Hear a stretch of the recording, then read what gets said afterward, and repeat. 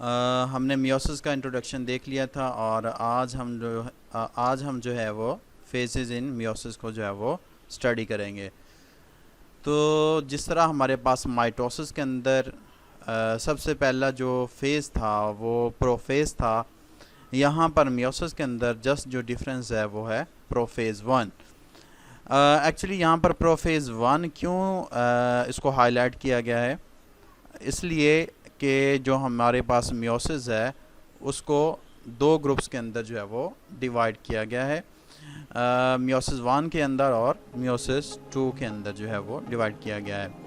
तो हमारे पास क्या है प्रोफेज़, ये सबसे बड़ा फेज़ है मियोसिस के अंदर, लॉन्गेस्ट फेज़ है। जिस तरह हमारे पास माइटोसिस के अंदर था उसी तरीके से यहाँ पर मियोसिस के अंदर भी सबसे बड़ा फेज़ जो है ये मौजूद है, लॉन्गेस्ट फेज़ इन मियोसिस। इसमें क्या होता है, हमारे पास क्रोमेटिन जो मटेरियल होता है जो इर्रेगुलर फॉर्म के अंदर मौजूद होता है सेल के न्यूक्लियस के अंदर, वो कंडेंस हो जाता है। कंडेंस होकर किसके अंदर चेंज हो जाता है, हमारे पास कंडेंस होकर चेंज हो जाता है हमारे पास क्रोमोसोम्स के अंदर। क्रोमोसोम हमारे पास क्या है, एक्चुअली हाईली रेगुलर स्ट्रक्चर हैं। मतलब कि एक जो रेगुलर हमारे पास शेप है वो जो है वो मौजूद होती है, और जो क्रोमेटिन मटेरियल है ये एक्चुअली हमारे पास इर्रेगुलर शेप है जेनेटिक मटेरियल की। तो जब ये फेज स्टार्ट होता है तो क्रोमेटिन मटेरियल चेंज हो जाता है क्रोमोसोम के अंदर। अब कहते हैं कि जो सेल होता है उसके अंदर मौजूद होते हैं होमोलोगस क्रोमोसोम। होमोलोगस क्रोमोसोम वो क्रोमोसोम होते हैं जिनका स्ट्रक्चर और जिनकी कंपोजिशन बिल्कुल एक जैसी होती है, उसे हम कहते हैं homologous chromosome. Homologous chromosome line up with each other. Line up with each other means एक दूसरे के साथ एक लाइन के अंदर जो है वो आ जाते हैं, लाइन अप हो जाते हैं, एक दूसरे के साथ जुड़ जाते हैं, और जुड़ने के बाद क्या बना देते हैं, पेयर्स बना देते हैं, फॉर्म पेयर्स। अब ये जो होमोलोगस क्रोमोसोम के जुड़ने का अमल है उस प्रोसेस को हम क्या कहते हैं, साइनेप्सिस। और ये आपसे पूछा भी जा सकता है कि व्हाट इज साइनेप्सिस, साइनेप्सिस क्या है। तो आप ये जो है उसमें राइट कर सकते हैं कि homologous chromosome line up with each other and form a pair by a process called synapsis. उसके बाद हमारे पास जो हर पेयर होता है होमोलोगस क्रोमोसोम का उसको हम क्या कहते हैं, बाईवैलेंट कहते हैं। बाई मतलब टू होता है और वैलेंट मीन्स हमारे पास यहाँ पर होमोलोगस क्रोमोसोम्स के बारे में जो है वो बताया जा रहा है कि जो हमारे पास होमोलोगस क्रोमोसोम्स हैं पेयर्स फॉर्म के अंदर मौजूद होंगे, और हर पेयर के अंदर हमारे पास 4 जो है वो क्रोमेटिड्स जो हैं वो मौजूद होंगे। तो ईच बाईवैलेंट हैज़ 4 क्रोमेटिड्स। वही बात आ गई कि जो हर हमारे पास बाईवैलेंट होगा उसके अंदर कितने हमारे पास क्रोमेटिड्स मौजूद होंगे, 4 क्रोमेटिड्स जो हैं वो मौजूद होंगे। तो इसलिए से हम क्या कहते हैं, टेट्राड कहते हैं। अब ये टेट्राड क्या है हमारे पास, एक्चुअली हमारे पास एक जो पेयर मौजूद है उस पेयर के अंदर जो होमोलोगस पेयर मौजूद है उसके अंदर 4 जो क्रोमेटिड्स हैं उसको टेट्राड का जो है वो टेट्राड जो है वो कहा गया है। जो हमारे पास नॉन सिस्टर क्रोमेटिड होते हैं होमोलोगस क्रोमोसोम के, वो एक दूसरे के साथ जुड़ जाते हैं। जो नॉन सिस्टर क्रोमेटिड होते हैं वो एक दूसरे के साथ जुड़ जाते हैं कुछ पॉइंट्स के ऊपर। उन पॉइंट्स को, ये जो पॉइंट्स होते हैं जहाँ पर हमारे पास नॉन सिस्टर क्रोमेटिड्स हैं वो मौजूद होते हैं और वो आपस में जुड़ जाते हैं, उन पॉइंट्स को हम क्या कहते हैं, कियास्मेटा पॉइंट जो है वो हम लोग कहते हैं। ये हमारे पास कियास्मेटा पॉइंट्स, ये भी हमारे पास डेफिनेशन पूछी जा सकती है। कियास्मेटा पॉइंट्स क्या होते हैं, टेट्राड है, बाईवैलेंट क्या होता है, और साइनेप्सिस क्या होती है। तो इनको मैंने हाईलाइट कर दिया है। अब यहाँ पर आपको अंडरस्टैंड करने के अंदर बहुत आसानी होगी। यहाँ पर हमारे पास जो एक पेयर है होमोलोगस क्रोमोसोम का। अब ये पेयर के अंदर देखें हमारे पास क्या मौजूद है, इस पेयर के अंदर एक यहाँ पर हमारे पास मौजूद है ये पूरा जो स्ट्रक्चर है इसका, यहाँ से लेकर यहाँ तक ये एक क्रोमेटिड है, ठीक है।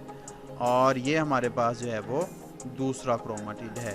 अब ये दोनों क्रोमाटिड अगर हम देखें तो इनकी जो शेप है, स्ट्रक्चर है और कलर है बिल्कुल एक जैसा है। तो ये हमारे पास कंबाइन हुए हैं at the point of centromere के ऊपर कंबाइन जुड़े हुए हैं।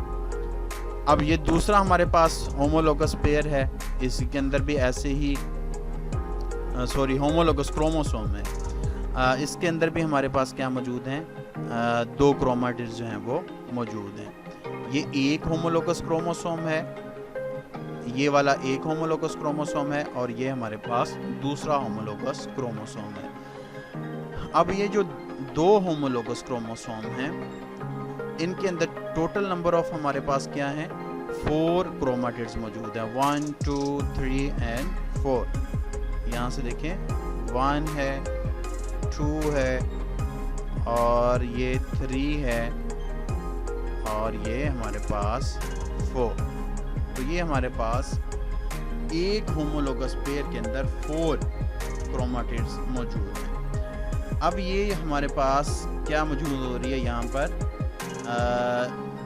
क्रोमोसोम्स लाइन अप हो रहे हैं और अपने जो सेगमेंट्स हैं उन सेगमेंट्स को क्या कर रहे हैं, चेंज कर रहे हैं और जिन पॉइंट्स के ऊपर ये कंबाइन है उन पॉइंट्स को हम कहते हैं क्लासमेटा पॉइंट्स जो है वो कहते हैं। अब ये जो हमारे पास दोनों हैं, ये ब्लू वाले, इसको हम कहते हैं सिस्टर क्रोमाटिड्स और ये भी हमारे पास सिस्टर क्रोमाटिड्स। और यहाँ पर हमारे पास अगर हम इसको कंपेयर करें ब्लू को किसके साथ, रेड के साथ कंपेयर करें तो ये हमारे पास हैं नॉन सिस्टर क्रोमाटिड्स। ये वाले हमारे पास क्या हैं, सिस्टर क्रोमाटिड्स। सिस्टर क्रोमाटिड्स अगर हम ब्लू और रेड को कंबाइन करें तो ये हमारे पास होंगे नॉन सिस्टर क्रोमाटिड्स। ठीक है। अब देखिए यहाँ पर हमारे पास क्या हो गया, जिन पॉइंट्स के ऊपर ये होमोलोगस क्रोमोसोम कंबाइन हुए हैं, मींस के नॉन सिस्टर क्रोमाटिड्स कंबाइन हुए हैं, वहाँ पर क्या हो चुका है, हमारे पास एक्सचेंज ऑफ सेगमेंट्स जो हैं वो हो चुके हैं। तो अब ये जो हमारे पास एक्सचेंज ऑफ सेगमेंट्स हुए हैं, यहाँ पर एक्चुअली 2 डिफरेंट इंफॉर्मेशन जो हैं वो मौजूद हैं। ये किसी और क्रोमोसोम की हैं और ये जो है वो दूसरे क्रोमोसोम की हैं। ये जो इन्फॉर्मेशन है इसके साथ क्या हो जाएगी, रिकम्बाइन हो जाएगी। ठीक है। और ये क्रॉसिंग ओवर ही सबब बनती है हमारे पास जेनेटिक वेरिएशंस का। तो अब यहाँ पर हम देखते हैं जो क्रॉसिंग ओवर की डेफिनेशन है उसको भी देखते हैं और यहाँ तक हमारे पास क्लियर हो चुका होगा कि नॉन सिस्टर क्रोमाटिड हमारे पास क्या होते हैं। कहता है कि नॉन सिस्टर क्रोमाटिड जो होते हैं होमोलोगस क्रोमोसोम्स के, अभी जो हमने डायग्राम के अंदर देखा, वो क्या कर लेते हैं, अपने सेगमेंट्स को एक्सचेंज कर लेते हैं और उस फिनोमेना को हम क्या कहते हैं, क्रॉसिंग ओवर कहते हैं। और एक्सचेंज ऑफ सेगमेंट्स के नतीजे में क्या होता है, जब सेगमेंट्स चेंज हो जाते हैं तो दोबारा जेनेटिक इंफॉर्मेशन रिकम्बाइन होती हैं। जैसे हमने पिछली डायग्राम के अंदर देखा कि इंफॉर्मेशन जो है वो रिकम्बाइन हो रही थी। और इस फेज़ के अंदर, प्रोफेज़ के अंदर, जो न्यूक्लियर एनवेलप होती है वो डिसअपेयर हो जाती है, न्यूक्लियोलस भी डिसअपेयर हो जाता है और सेंट्रियोल्स होते हैं हमारे पास, वो अपोजिट पोल्स की तरफ जो है वो मूव कर जाते हैं। तो यहाँ तक हमारा जो टॉपिक है वो कंप्लीट हो चुका है।